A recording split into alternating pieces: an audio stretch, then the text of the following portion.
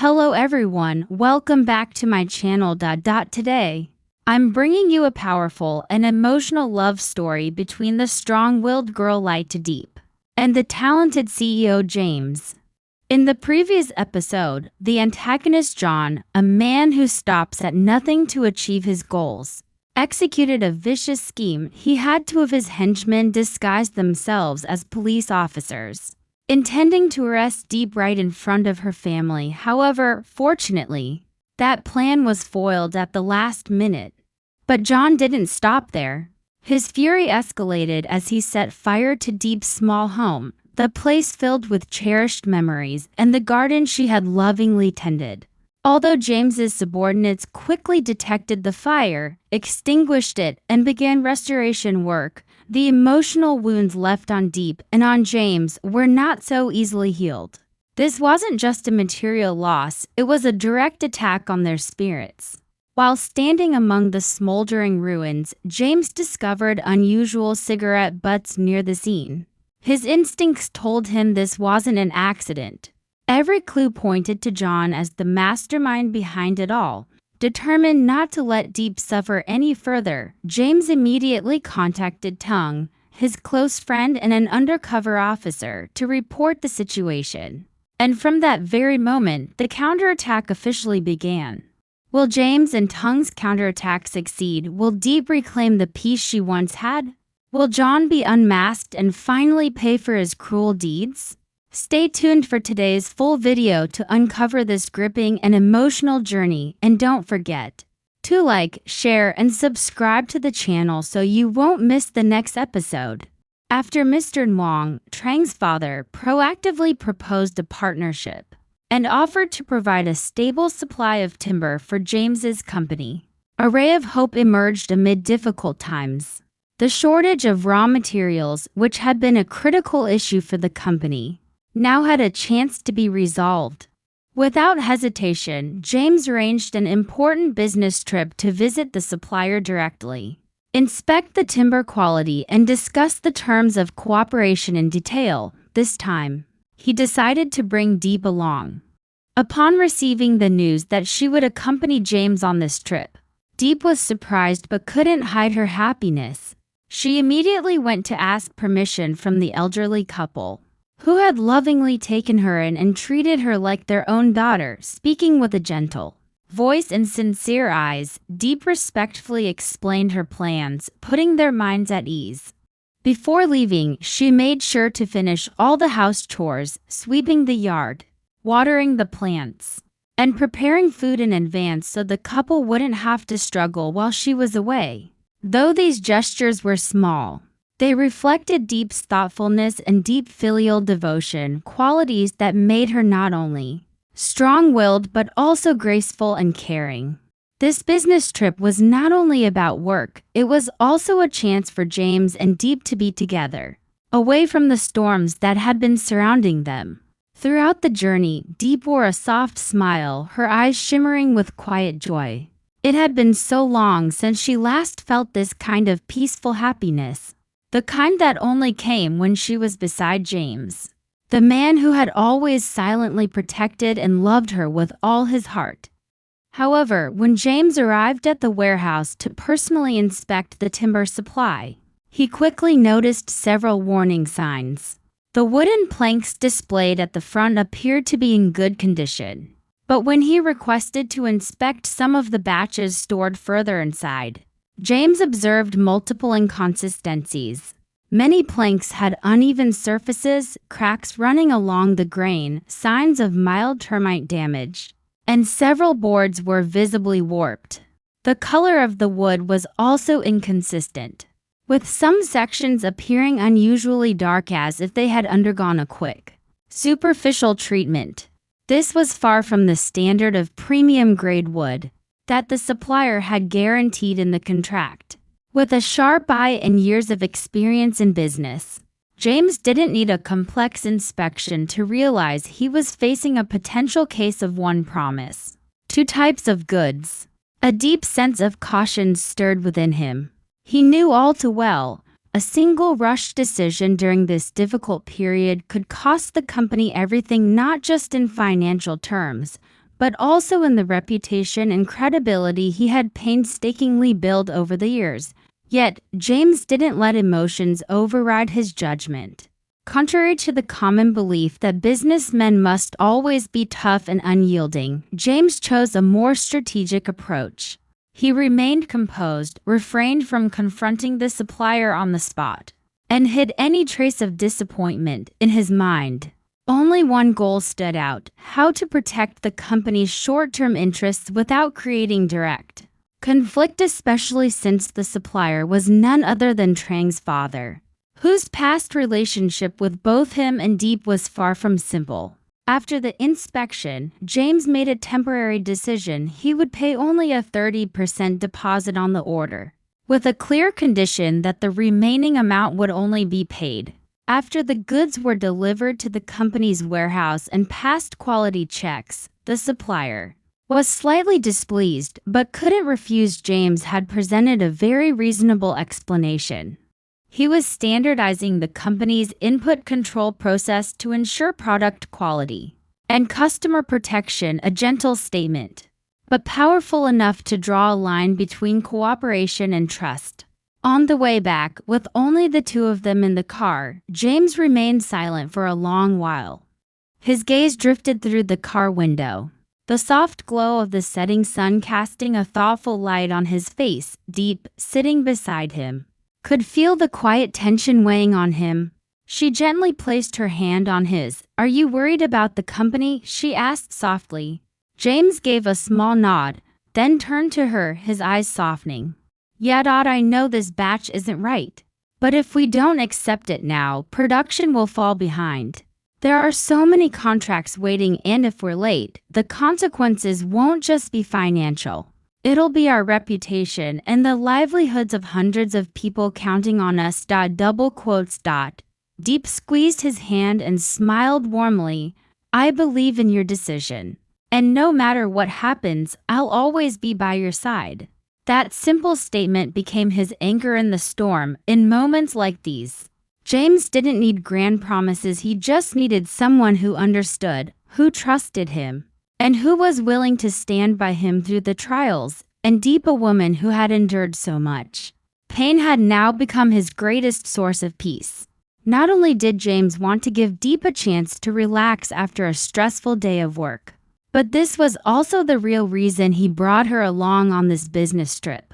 Diep was surprised to see James checking his watch repeatedly, as if he were waiting for someone. Just minutes later, a tall, calm-looking man walked in, none other than Tung.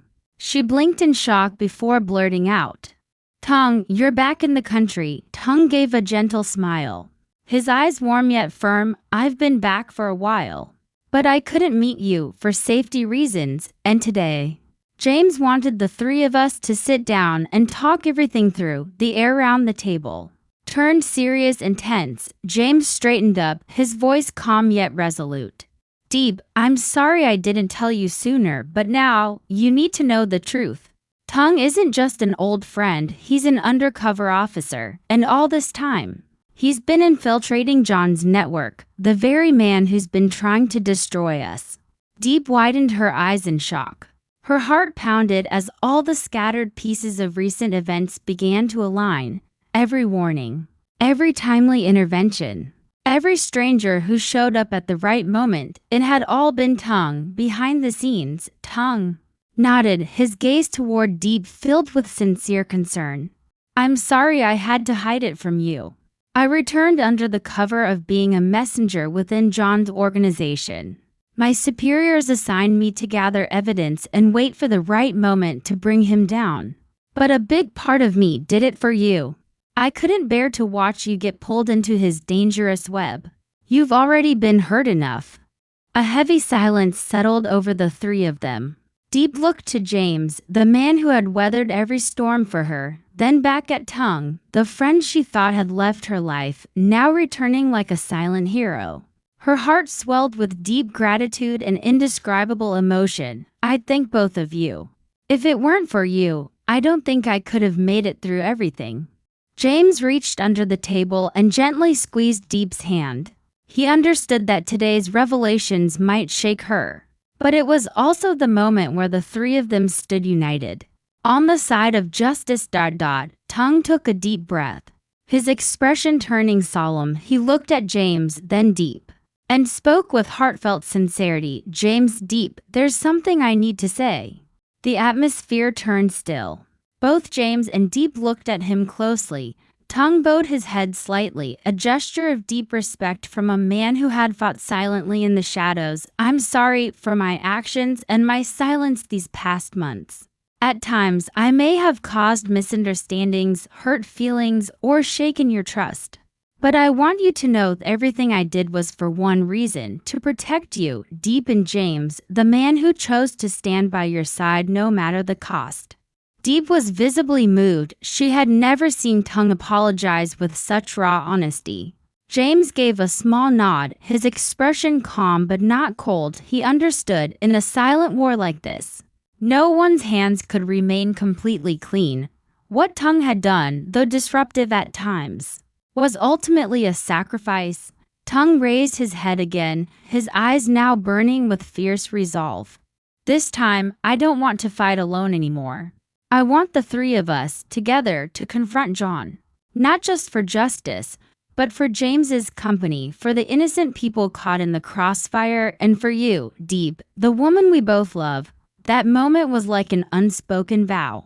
Though they came from different paths and roles, the three now stood on the same front, united against the darkness and cruelty that John embodied. When Tung heard how Diep's small home had been set ablaze by John, his face darkened. His hand clenched tightly until his knuckles turned white. Diep had once been part of his youth. Bright, strong, yet heartbreakingly vulnerable in a world full of chaos. What John did wasn't just an attack on James, it was an insult to everything Tung held dear.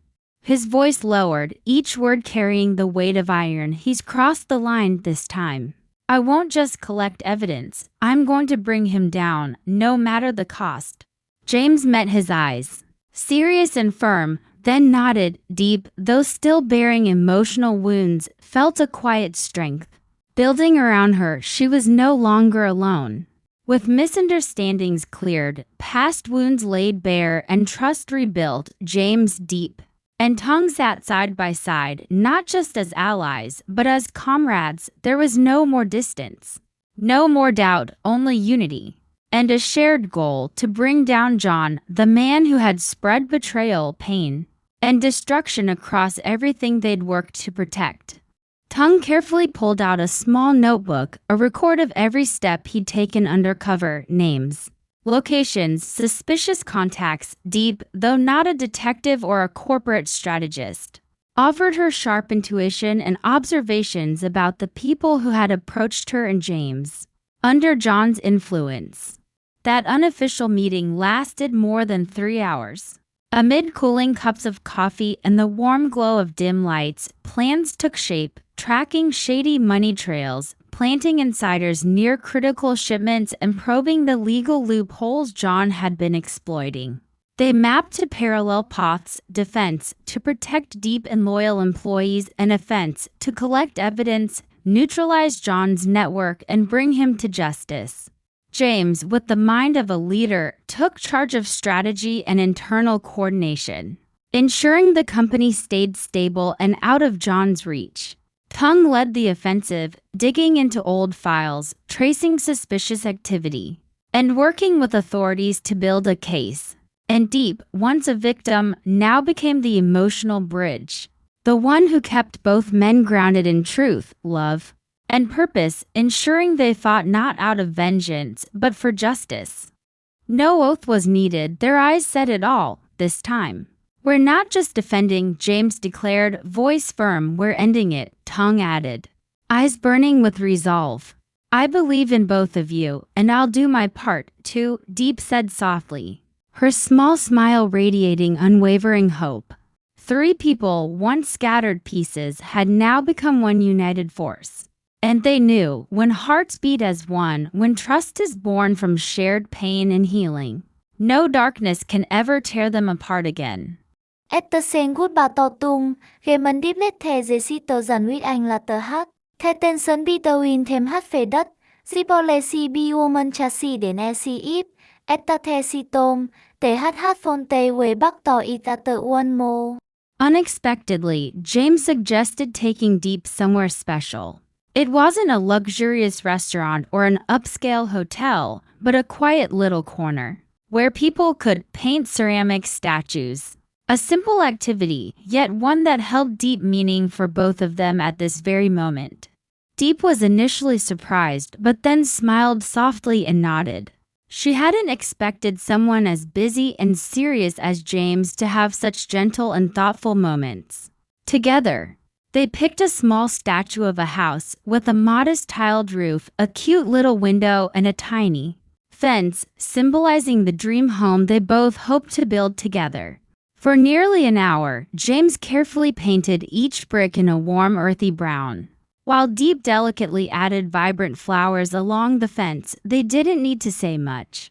Their eyes and smiles said it all. Every brushstroke was a promise, every color a hope for the future. When the statue was finished, James gently placed his hand on the little rooftop and whispered, "No matter what happens in the future, I want this house to always have a place for you. And for our dreams." Diep looked at him, her eyes sparkling, and replied softly, "I believe if love is there, no matter how small the house, it will always be warm." That night, they didn't speak of John's schemes, didn't revisit the past or the dangers ahead. It was just the two of them, a little plaster house, and countless hopes for a brighter tomorrow. But will this moment of peace last, or will the storm return once more? Will the alliance between James, the brave leader, Tung, the fearless undercover officer, and Diep, the heart of their resolve, be strong enough to bring down the ruthless John?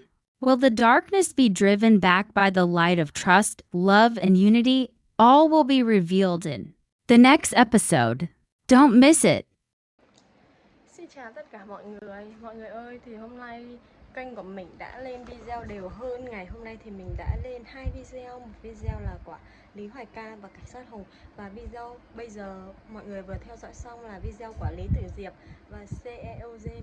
Mọi người cũng đã thấy trong tập này thì đã có một diễn biến rất đột phá ở trong câu chuyện, là trước kia chúng ta vẫn biết Tùng là người đang theo đuổi Diệp và cũng biết anh đã âm thầm trở về nước để có thể cứu Diệp. Nhưng qua sự việc vừa rồi khi tên John đã đốt nhà của Diệp đấy, thì Tùng rất là tức giận, và lần này Tùng đã đích thân ra mặt và đã có kế hoạch chắc chắn với James và Diệp trong con đường sắp tới để chống lại tên John. Mọi người hãy đón xem các tập tiếp theo để biết được là kế hoạch của James, Diệp và Tùng có thành công hay không, và có thể đánh bại tên John hay không mọi người nhé. Và hãy đăng ký kênh, sau đó là bật chuông thông báo để không bỏ lỡ bất kỳ video nào tiếp theo nha.